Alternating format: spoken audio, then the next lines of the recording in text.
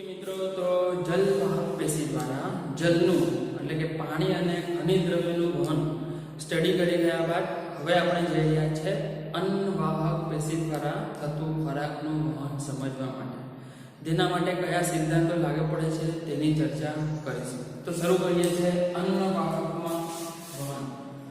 અન્નવાહકમાં જ્યારે વહન બેટા બહાર થતું હોય તો ડેફિનેટલી એ અન્નવાહક પેશીના જે ઘટકો છે તેમાં કેવી રીતે ખોરાકનો પ્રવેશ થવો, કેવી રીતે ડાબડોળાંશના આધારે લાંબા અંતર સુધીનું વહન પોસિબલ થવું અને અલગ અલગ અંગો જ્યાં ખોરાક પહોંચાડવાનો છે ત્યાં એનો સપ્લાય કરી શકાય. પણ જેમ તમને યાદ છે આગળ આપણે જે થોડું ડિસ્ક્રિપ્શન સ્ટડી કરી રહ્યા હતા એ મુજબ ખાસ અન્નવાહક પેશીનો વહન દ્વિદિશીય હોય છે. કેવો છે બેટા? દ્વિદિશીય. અને દ્વિદિશીય અહીં આપણે જે રજૂ કરવાના છે એવા બે મેઇન કોન્સેપ્ટ દ્વારા તમને લઈ જાઉં છું આગળ. એમાં એક આવે છે સ્ત્રોતથી સિંક તરફનું અને બીજું છે સિંકથી સ્ત્રોત સુધીનું. હવે શું છે સિંક એ કદાચ તમને મૂંઝવણમાં લઈ જતું હશે, પણ પહેલા જરા સ્ત્રોત ઉપર ફોકસ કરો. જાણો છો કે ખોરાક સર્જનની ક્રિયા ક્યાં થાય? તો ડેફિનેટલી એ પર્ણમાં થાય. પર્ણની અંદર પ્રકાશની હાજરીમાં પ્રકાશ સંશ્લેષણ થાય, ત્યાં ખોરાક બને અને એ ખોરાક અલગ અલગ વનસ્પતિના ભાગો સુધી સ્થળાંતરિત થાય. તો જે ભાગને ખોરાક પહોંચાડવાનો છે તેને સિંક કહેવાશે અને જે ભાગ એટલે કે પર્ણ જ્યાં ખોરાક સર્જન પામી રહ્યો છે તેને સ્ત્રોત કહેવાશે.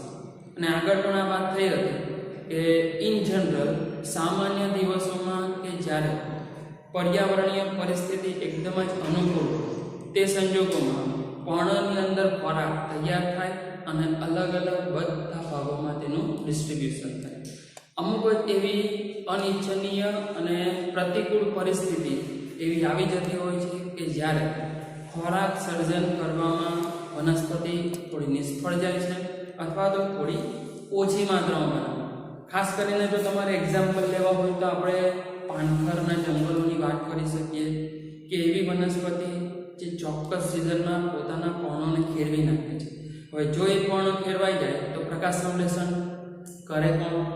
આથી એ સંજોગોમાં પોતાનું જીવન ચાલુ રાખવા માટે તે અલગ અલગ ભાગોને જ્યારે પરિસ્થિતિ અનુકૂળ હતી ત્યારે પહોંચાડેલો ખોરાક જે હોય છે જેણે તે ભાગો એટલે કે સિંક તરીકે વર્તતા ભાગોએ સ્ટાર્ચ તરીકે સંગ્રહિત કરેલું હોય અને એ સ્ટાર્ચમાંથી જે ખોરાક છે તેનું ઉપરના વનસ્પતિના ભાગો જે પર્ણ અને તેની સરાઉન્ડિંગના ભાગો છે જે એના અગ્રીય વિભાગ અગ્રીય વિસ્તારના ભાગો છે તેને પ્રોવાઈડ કરવામાં આવે. તો તે સંજોગોમાં તે સિંકથી સ્ત્રોત સુધીનો વહન કહેવાશે. જો કે આ થાય કે આ થાય બંને માટે સિદ્ધાંતો એક જ આપણે સ્ટડી કરવાનો છે. પણ આપણને ખબર હોવી જોઈએ કે અન્નવાહક પેશી દ્વિદિશીય પ્રકારનું વહન દર્શાવે છે, જ્યારે જલવાહકમાં એવું હતું નહીં. તે હંમેશા એક જ દિશામાં થાય, મૂળથી વનસ્પતિના પર્ણો તરફ થાય. તો અહીં સ્ત્રોત તરીકે આપણે લઈએ છીએ ખાસ કરીને પર્ણો કે જ્યાં પ્રકાશ સંશ્લેષણ થતા ખોરાકનું સર્જન થાય છે અને સિંક તરીકે લેવાના છે વનસ્પતિના અન્ય ભાગો કે જ્યાં ખોરાક પહોંચાડવાનો હોય છે, ખોરાક સપ્લાય કરવાનો હોય.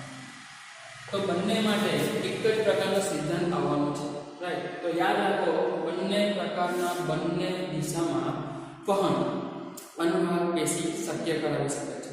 સ્ત્રોતથી સિંક સુધીનું અને સિંકથી સ્ત્રોત સુધીનું. પછી ડિપેન્ડ કરે છે કે કેવી પરિસ્થિતિ છે એ અનુસાર તે સ્ત્રોતથી સિંક પ્રિફર કરશે અથવા તો સિંકથી સ્ત્રોત સુધીનું વહન પ્રિફર કરશે. તો ચલો એ સ્ટડી કર્યા બાદ જઈએ છીએ હવે વહનનો સિદ્ધાંત સમજવા માટે કે કયું મેકેનિઝમ છે જેનાથી ખોરાક વહન પામે છે. અને ઓલરેડી આપણે એની વાત કરી જ ગયા છીએ આગળ. જ્યારે આપણે વાહક પેશી દ્વારા થતા લાંબા અંતરના વહનનું ડિસ્કશન શરૂ કર્યું ત્યારે સામૂહિક વહનનો સિદ્ધાંત બન્યો. એ સામૂહિક વહનનો સિદ્ધાંત અન્નવાહક પેશીમાં પણ લાગુ પડે છે. તો એ જ સામૂહિક વહનનો સિદ્ધાંત આપણે જોઈશું જેને દાબ પ્રવાહ સિદ્ધાંત પણ કહી શકાય. પણ ખાસ તમે ત્યાં નોટિસ કરેલું કે અન્નવાહક અને જલવાહક બંનેમાં જ સામૂહિક વહન માટે ડાઘ ઢોળાંશ હોવો જરૂરી છે. બે બિંદુઓ વચ્ચે કે જ્યાંથી તમારે વહન કરાવવાનું છે અને જે જગ્યાએ વહન કરાવવાનું છે તે બંને વચ્ચે ડાઘ ઢોળાંશ હોવો અનિવાર્ય છે. જેમાં અનવાહક પેશી માટે ખાસ જોઈએ તો તે ધન જલદાબ ઢોળાંશ હોવો જોઈએ. પોઝિટિવ હાઇડ્રોસ્ટેટિક પ્રેશર ગ્રેડિયન્ટ ધન જલદાબ ઢોળાંશ સર્જાય છે. જ્યારે તમે સ્ટડી કરી ગયા જલવાહકમાં કેવું હતો તે ઋણ જલદાબ ઢોળાંશ હતું, કારણ કે ગુરુત્વાકર્ષણની વિરુદ્ધ દિશામાં પાણીનું વહન શક્ય થતું હતું. પણ અહીં તમે જોશો તો ધન જલદાબ ઢોળાંશ રચાય, જેના માટે એક વિસ્તાર કે જ્યાં ખોરાક બનેલો છે અને બીજો વિસ્તાર કે જ્યાં ખોરાક નથી. આથી અહીં જ્યાં પોઝિટિવ પ્રેશર છે અને અહીં જ્યાં નેગેટિવ પ્રેશર છે એ બે બિંદુ થિયરી પ્રમાણે જોઈએ તો સ્ત્રોત અને સિંક વચ્ચે જલદાબ ઢોળાંશ રચાશે અને અહીંથી ખોરાકનું વહન સિંક તરફ થઈ જશે. તો જોઈએ એ જલદાબ ઢોળાંશ ધન જલદાબ ઢોળાંશ કેવી રીતે રચાય છે. તો એના માટે આપણે જરા પ્રાઇમરી થિયરી પર જવું છે કે જાણીએ છીએ કે પ્રકાશ સંશ્લેષણ દ્વારા વનસ્પતિ ખોરાકનું સર્જન જોઈ ગયા છો તમે પ્રકાશ સંશ્લેષણ ચેપ્ટર કે મૂળભૂત રીતે ખોરાક જે બને છે તે ગ્લુકોઝ સ્વરૂપમાં બને. તો ખોરાકનું જે સર્જન છે તે ગ્લુકોઝ સ્વરૂપે થયું હોય છે. પણ આ ગ્લુકોઝ પોતાના મૂળભૂત સ્વરૂપે અહીંથી વહન પામતો નથી. કારણ કે ગ્લુકોઝ એક મોનોસેકેરાઇડ છે અને પછી રિડ્યુસિંગ શર્કરા છે. રિડ્યુસિંગ શર્કરા હોવાને કારણે તે રાસાયણિક રીતે સ્થાયી નથી. અને આવો જો કોઈ ઘટક દૂર સુધી પહોંચાડવા માટે મોકલવામાં આવે તો વચ્ચે અન્ય રાસાયણિક ઘટકો સાથે તે આંતરક્રિયા કરી દે અને એ આંતરક્રિયા કરે તો તેનાથી તેનો મૂળભૂત સ્વરૂપ જળવાતું નથી. અને જે જગ્યાએ આપણે મોકલવા માંગતા હતા તે જગ્યાએ ખોરાક પહોંચતો નથી. આથી જરૂરી હતું કે આ ગ્લુકોઝને અન્ય રાસાયણિક રીતે સ્થાયી સ્વરૂપમાં કે શર્કરામાં કન્વર્ટ કરવો પડે. અને એ જ કામ વનસ્પતિએ કર્યું કે આ જે ગ્લુકોઝ બને છે તેને તે સુક્રોઝમાં રૂપાંતર કરી નાખે છે. બહુ ઇમ્પોર્ટન્ટ ક્વેશ્ચન બેટા, એમસીક્યુ માટે ખાસ યાદ રાખો. અને બીજી જે બે ત્રણ બાબતો કહું છું એ પણ જરા નોટિસમાં લેજો. સુક્રોઝ કદાચ તમારા ધ્યાનમાં છે જ, એ એક પ્રકારનો ડાયસેકેરાઇડ છે. ડાયસેકેરાઇડ છે જેનું જળ વિભાજન જો થાય તો એમાંથી ગ્લુકોઝ અને ફ્રુક્ટોઝ બે મોનોસેકેરાઇડ છૂટા પડે. હવે ગ્લુકોઝ જ બન્યો છે, ફ્રુક્ટોઝ ક્યાંથી લાવશો? તો ફ્રુક્ટોઝ તો જાણો છો બેટા એ ગ્લુકોઝનો આઇસોમર છે, સમઘટક છે. એટલે સમજો આપણે એક એક્ઝામ્પલ લઈ લઈએ કે 100 ગ્લુકોઝના અણુ બન્યા છે. એ 100 ગ્લુકોઝના અણુમાંથી 50 ગ્લુકોઝના અણુ ગ્લુકોઝ સ્વરૂપે રહેશે અને બાકીના 50 ગ્લુકોઝ એના સમઘટક ફ્રુક્ટોઝમાં ફેરવાય અને પછી આ સુક્રોઝ બનવા માટે ગ્લુકોઝ અને ફ્રુક્ટોઝ જોડાય. ક્વેશ્ચન એ આવે છે કે શા માટે સુક્રોઝ? કે સુક્રોઝ કારણ કે એક નોન રિડ્યુસિંગ પ્રકારની શર્કરા છે. જેના તો બેટા વારે વારે પૂછાતો ક્વેશ્ચન છે. કદાચ આપણે જૈવિક અણુઓમાં પણ થોડું ડિસ્કશન આનું લીધું હતું. સુક્રોઝ એ નોન રિડ્યુસિંગ શર્કરા છે. નોન રિડ્યુસિંગ શર્કરા હોવાને કારણે તે રાસાયણિક રીતે ખૂબ જ સ્થાયી છે. અને જો આવી સ્થાયી શર્કરા સ્વરૂપે ખોરાકનું વહન કરાવવામાં આવે તો તે એકદમ જ પોતાના મૂળભૂત સ્વરૂપે સિંક વિસ્તાર સુધી, સિંકના ભાગ સુધી પહોંચે છે. રસ્તામાં અથવા જો પથ છે એમાં કોઈ પણ અન્ય ઘટક સાથે આંતરક્રિયા કરશે નહીં. અને એ જ વનસ્પતિ ઈચ્છે છે કે ખોરાક પોતાના મૂળભૂત સ્વરૂપે જે તે ટાર્ગેટ અથવા જે સિંકનો ભાગ છે ત્યાં સુધી પહોંચે. એટલે યાદ રાખીએ હંમેશા ખોરાકનું વહન અન્નવાહક દ્વારા સુક્રોઝ સ્વરૂપે થાય છે. સુક્રોઝ સ્વરૂપે જ એને પ્રિફર કરવામાં આવે છે, કારણ સુક્રોઝ રાસાયણિક રીતે સ્થાયી શર્કરા છે, બીકોઝ એ નોન રિડ્યુસિંગ પ્રકારની શર્કરા છે. તો હવે જોઈએ આ સુક્રોઝ જે બને છે તે કેવી રીતે અન્નવાહકના ઘટકોમાં પ્રવેશે છે સ્ત્રોત વિસ્તાર પાસે અને ત્યાંથી પછી વહન પામીને સિંક સુધી જતો હોય છે.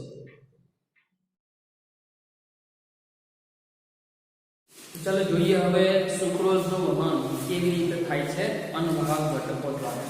તો અહીંયા ડાયાગ્રામ બતાવ્યો છે જેમાં આપણે આખી થિયરીને રજૂ કરવા જઈ રહ્યું છે તમારી સામે કે કેવી રીતે પ્રથમ અન્નવાહકના અલગ અલગ ઘટકોને ઓળંગીને અન્નવાહકનો જે મુખ્ય વહન કરાવતો ઘટક જે અહીંયા બતાવેલો છે, જે સેન્ટર હોલ છે ચાંદની નલિકા, તેની અંદર પ્રવેશે અને ત્યાં પ્રવેશ્યા બાદ દૂરના સિંકના ભાગો સુધી વહન પામશે. કારણ કે આ જે તમને બતાવેલું છે એક અન્નવાહક પેશીનો ઘટક છે. આ અન્નવાહક પેશી આખા વનસ્પતિમાં જેમ આપણા શરીરમાં રુધિર વાહિનીઓ પ્રસરેલી છે તેમ પ્રસરેલા હોય છે, જલવાહક પણ અને અન્નવાહક પણ. તો એ હિસાબે અન્નવાહક જે સ્ત્રોત વિસ્તારથી શરૂ થાય છે અને જે સિંક વિસ્તાર સુધી પોતાની આ નલિકા સ્વરૂપની રચના જાળવે છે.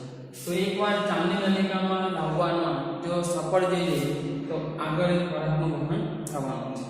તો ચાંદની નલિકા છે, બીજા એકમમાં તમે જાણો છો સાથી કોષ હોય છે અને સાથી કોષનું કામ બેટા ખરેખર સાથી જેવું છે. એનાટોમી વાળા ચેપ્ટરમાં સ્ટડી કરી ગયા હતા કે ચાંદની નલિકા એ એકમાત્ર વનસ્પતિનો કોષ છે જે કોષ કેન્દ્ર વિહીન છે.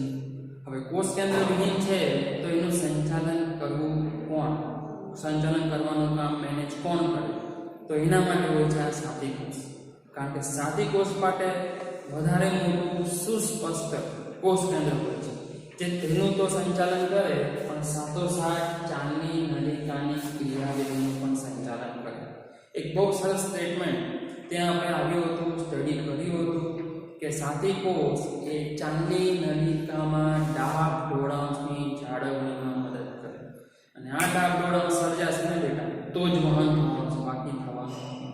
તો જોઈએ કેવી રીતે એ ચાંદની નલિકામાં ખોરાક કરશે. સૌપ્રથમ આ વિસ્તાર છે સ્ત્રોત વિસ્તારનો છે, મતલબ કે પર્ણના અંદર એની જે શિરાઓ છે, શિરિકાઓ છે એની અંદર મોજૂદ આપણે જલવાહકની વાત કરી રહ્યા છે. કદાચ તમે ક્વેશ્ચન થતો હશે આ બાજુમાં ઊભી લાઈન દોરી છે શું છે? તો એ છે બેટા જલવાહિની.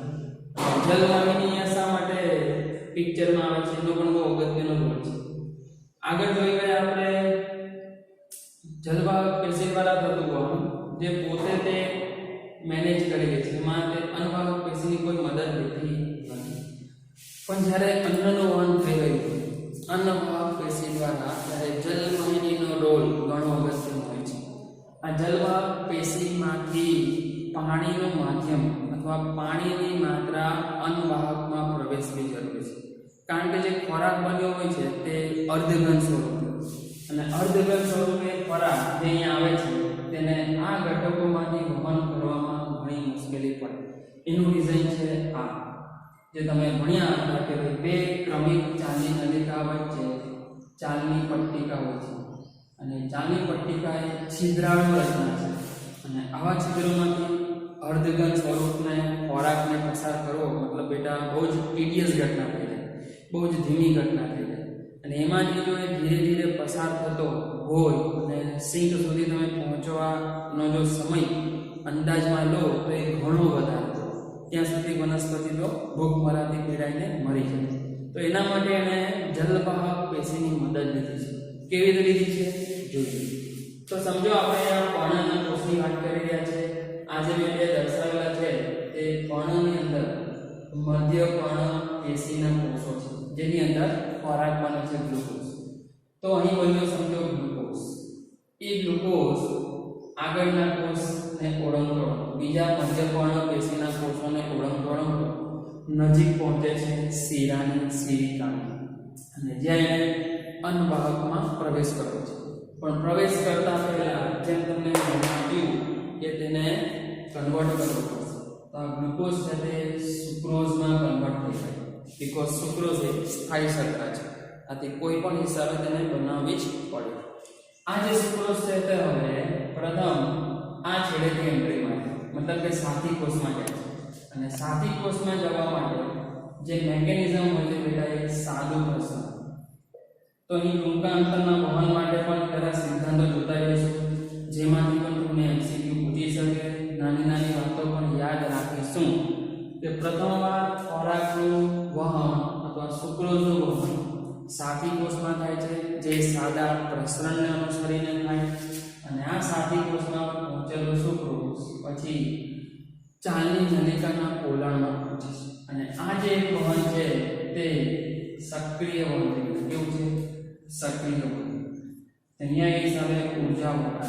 ATP ની માત્રા વપરાશે. રિપીટ કરું છું એકવાર. સુક્રોઝનું વહન સાથી કોષમાં સાદા પ્રસરણને અનુસરીને થાય છે અને જે સાથી કોષમાં પ્રવેશેલો સુક્રોઝ છે તેનું વહન અન્નવાહકના ઘટક મુખ્ય ચાંદની નલિકામાં સક્રિય વહનને અનુસરીને થાય. મતલબ ત્યાં થોડી ઉર્જાનું કન્ઝમ્પશન થશે, ઉર્જાનો વપરાશ થશે અને એમ કરતા કરતા ફાઇનલી એ જે સુક્રોઝના ઘટકો છે, સુક્રોઝના અણુઓ તે ચાંદની નલિકામાં પ્રવેશે છે. હવે આ ચાંદની નલિકામાં પ્રવેશેલા જે સુક્રોઝના અણુ છે તે અર્ધઘન સ્વરૂપે હોય અને વાત થઈ કે ચાંદની પટ્ટિકામાંથી તેનું વહન મુશ્કેલ છે, ઘણું ધીમું થાય એ વનસ્પતિ માટે ઇચ્છનીય નથી. આથી એને મદદ લેવાની છે જલવાહકની. કોની? કારણ કે જલવાહક અને અન્નવાહક હંમેશા વાસ્ક્યુલર બંડલ તરીકે, વાહી પુલો તરીકે એકબીજાની નજીક જ હોય, સમાંતરે ગોઠવાયેલા હોય. તો અહીંયા એની મદદ લેવાની છે. કેવી રીતે લઈશું? તો એના માટે શું કોન્સેપ્ટ છે ધ્યાન આપજો દીકરા. તો અહીં સમજો પહેલા ખોરાક હતો નહીં. ખોરાક નહીં હતો ત્યારે અહીંયા અન્નવાહક અને જલવાહક વચ્ચે શું સંતુલન, પાણીની માત્રાનું સંતુલન. હવે સડનલી જ્યારે અહીંયા ખોરાકના અણુ આવે જેનાથી અહીં તમે જુઓ SAES માં વધારો થાય, બરાબર? સુક્રોઝને એક દ્રાવ્ય અણુ તરીકે લઈએ અને સુક્રોઝ અહીંયા આવે તો એ સ્વાભાવિક છે સોલ્યુટ પોટેન્શિયલ, દ્રાવ્ય ક્ષમતા વધે અને જો SAES વધે તો SiW ઘટે, વોટર પોટેન્શિયલ જલ ક્ષમતા ઘટે. કોની કમ્પેરમાં? નજીકની જલવાહક પેશીના પોલાણમાં જે પાણી છે એની કમ્પેરમાં. તો હવે અહીંયા જે SiW છે તે હાઈ જશે. પહેલા સંતુલન હતું પણ અહીંયા સડનલી SAES વધવાને કારણે SiW ઘટ્યો અને અહીં SiW વધ્યો. આથી નજીકની જલવાહિનીમાંથી પાણીના અણુ આ જલવાહકમાં પ્રવેશે. તો પાણીનું જે વહન થાય છે તે જલવાહિનીમાંથી આ સુક્રોઝની સાથે થઈ જાય છે અન્નવાહકના પોલાણમાં અને આ પાણી આવવાને કારણે સુક્રોઝ જે અર્ધઘન સ્વરૂપમાં હતો એને પ્રવાહી સ્વરૂપ મળે છે અને એને કારણે તે સ્લરી જેવો બની જાય અને આ સ્લરી સ્વરૂપે જો ચાંદની પટ્ટિકા માંથી વહન કરાવવું હશે તો એ કમ્પેરેટિવલી સરળ હશે અને એનો દર પણ ઝડપી હશે. તો આ પાણીનો પ્રવેશ થવાથી હવે તે અણુ ખોરાકના જે છે તે આગળ વહન થોડું જલ્દી પામવાનું શરૂ કરે અને આ ચાંદની પટ્ટિકાના છિદ્રોને ક્રોસ કરતા કરતા તે વહન પામતા જાય. પામતા આપણે ક્યાં સુધી જવાનું છે? સિંક સુધી જવાનું છે. સમજો આ સિંકનો વિસ્તાર છે. સિંક તરીકે સમજી લો કે મૂળના કોષ છે. જેવો અહીં એ પ્રવેશે છે અહીં સુધી ખોરાક વહન પામીને આવી જાય અને હવે આ ખોરાક સુક્રોઝને આપણે સિંકના કોષમાં મોકલવો છે. તો અહીં જે ઘટના થઈ હતી એ બધી રિવર્સ મેનરમાં કરાવવાની છે. જેવો અહીંયા ખોરાક પહોંચે એટલે તમે જોશો આની અંદરનો જે સુક્રોઝ છે તે સુક્રોઝ પાછો બહાર નીકળીને જે તે સિંકમાં પ્રવેશી જાય, સિંકના કોષોમાં પ્રવેશી જાય. સિંકમાં ગયેલો શુક્રકોષ પાછો ગ્લુકોઝમાં કન્વર્ટ થઈ જાય કારણ કે અલ્ટિમેટ ખોરાકનું સ્વરૂપ જે કોષો સુધી પહોંચાડવાનું હોય તે તો ગ્લુકોઝ જ હોય છે. કારણ કે એ ગ્લુકોઝનું ઓક્સિડેશન થવાથી જે તે સિંકનો કોષ અથવા તો તે સિંકનો ભાગ ઉર્જા મેળવી શકે, પોતાની દેહધાર્મિક ક્રિયાઓને ટકાવી શકે. તો જેવો હવે સુક્રોઝ અહીં માઇગ્રેટ થઈ જશે, વહન પામી જશે એટલે પાછું અહીંયા શું થશે? દ્રાવ્ય ક્ષમતા ઓછી થશે.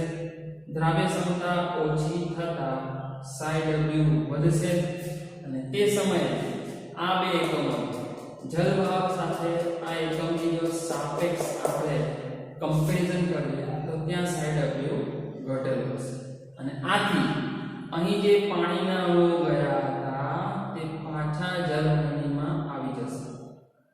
તો આમ તમે જોઈ શકો છો પાણીનો માત્ર યુઝ કરવામાં આવે અને એ માટે નજીકની જલવાહિનીમાંથી જેટલું પાણી લેવાયું હતું તેટલું જ પાણી એને પાછું પણ આપી દેવામાં આવ્યું છે. તો જે સ્ત્રોત વિસ્તાર છે ત્યાં એ પાણી ગ્રહણ કરે છે ચાંદની નલિકા ખોરાકને એક સરળ પ્રવાહી સ્વરૂપ આપવા માટે, જેથી તેનું વહન સરળ થાય, ઝડપી થાય. જેવો તે સિંકના ભાગ પર પહોંચે છે ત્યાં પહોંચેલા ખોરાકના અણુઓ જે તે સિંકના કોષમાં પ્રવેશી જાય. સિંકના કોષમાં પ્રવેશતા હવે દ્રાવ્ય ક્ષમતા ઘટશે. ત્યાં ચાની નલિકામાં દ્રાવ્ય ક્ષમતા ઘટશે તો 60 W વધશે અને 60 W વધશે તો અહીંથી પાણી પાછું પોતાના જલદાબ ઢોળાંશને અનુસરીને જલવાહકમાં અથવા નજીકની જલવાહિનીમાં પ્રવેશી જાય. તો આમ પાણી જેટલું લેવામાં આવ્યું હતું તેટલું પાછું જલવાહિનીને મોકલી પણ દેવામાં આવ્યું છે.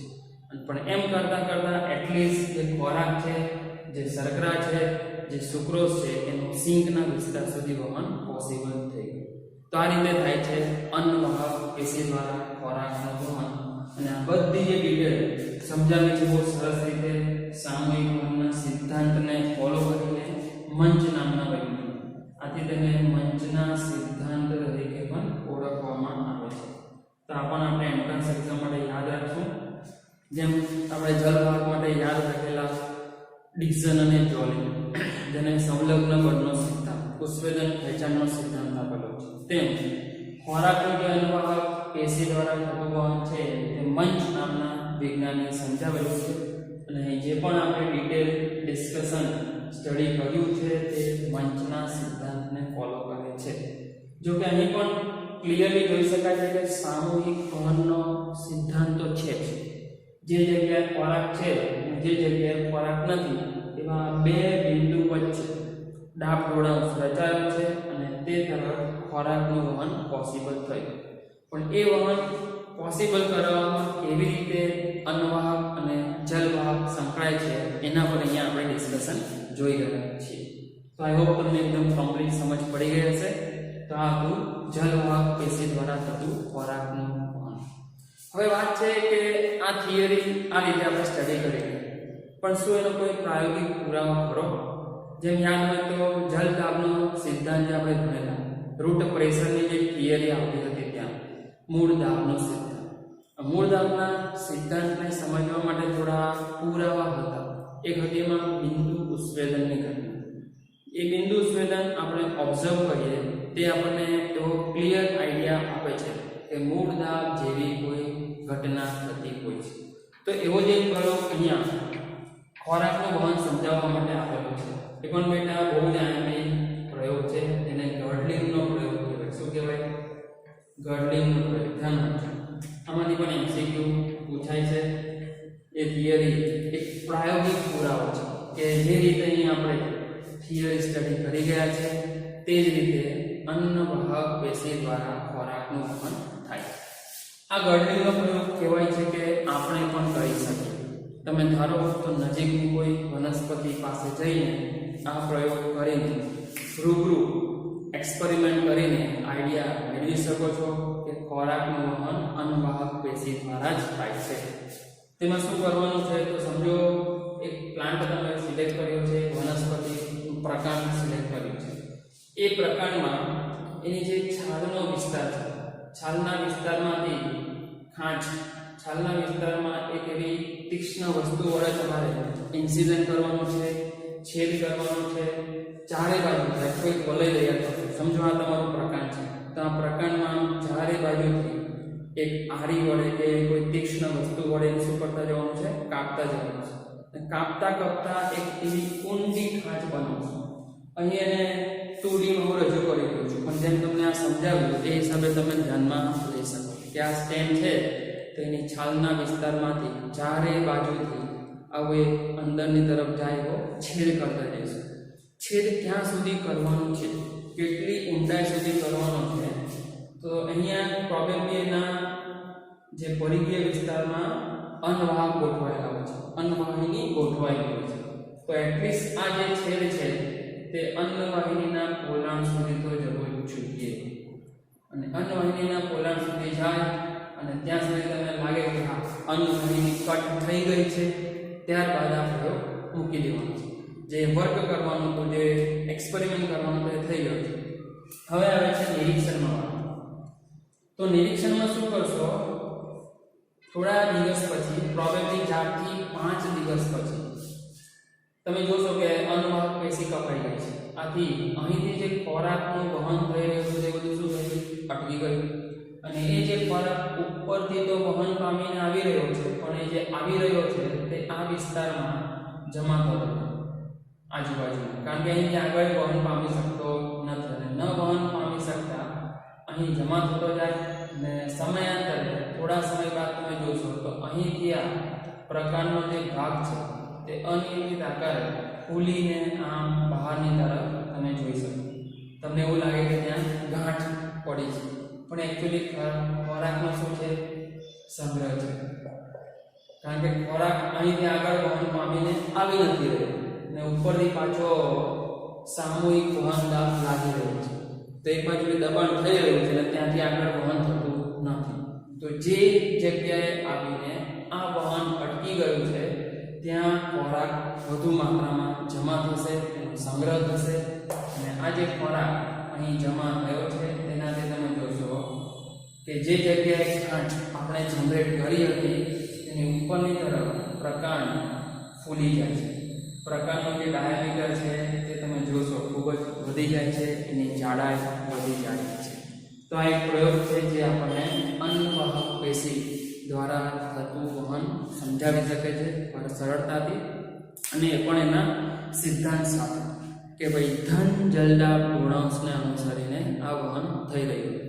કારણ કે ચલો એક બાજુ ખોરાકનું વહન અટકી જાય છે તો આપણે સમજી લઈએ, પણ શા માટે ત્યાં પ્રકાંડ ફૂલી જાય છે એ સમજવા માટે એના સિદ્ધાંત પર ધ્યાન આપવાનું છે કે ઉપરથી તો દબાણ સતત લાગી રહ્યું છે, નવો ખોરાક બનીને સતત આ બાજુ વધી રહ્યો છે, પણ હવે વહન આગળ પોસિબલ નહીં થતું હોવાને કારણે જે જગ્યાએ છેદ આપણે ગર્ડલિંગ કરેલું છે ને ગર્ડલ્સ કહેવાય, ગર્ડલ બનાવ્યા કહેવાય, એ ગર્ડલિંગ કરેલું છે તેનાથી ઉપરની બાજુ પ્રકાંડનો ભાગ ફૂલી જાય છે અને એ વિસ્તારમાં ઘણી બધી અનિયમિત આકારની ગાંઠો સર્જાય હોય તેવો અનુભવ થાય છે, તેવું આપણે ઓબ્ઝર્વેશન કરી શકીએ છીએ.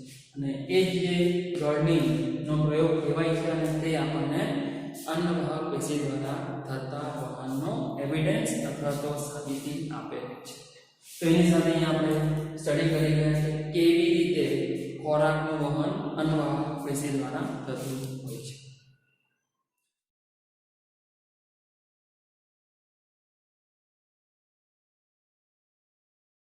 ડિયર ફ્રેન્ડ્સ, હવે છેલ્લો ટોપિક અને એકદમ નાનો ટોપિક આ ચેપ્ટરનો જે એન્ડમાં આપેલો છે એને જરા તમારી સામે મૂકી રહ્યો છું.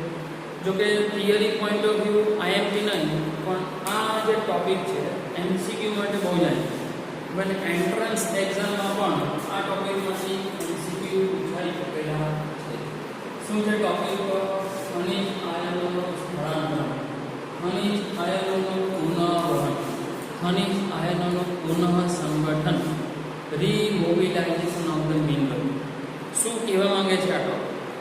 ખનિજ આયનો કેવી રીતે વહન પામે છે, કેવી રીતે શોષણ પામે છે, જેના વિશે આપણે ઘણું બધું સ્ટડી કરી ગયા. પણ આ જે ટોપિક છે એ અલગ રીતે જરા સમજવાનો છે.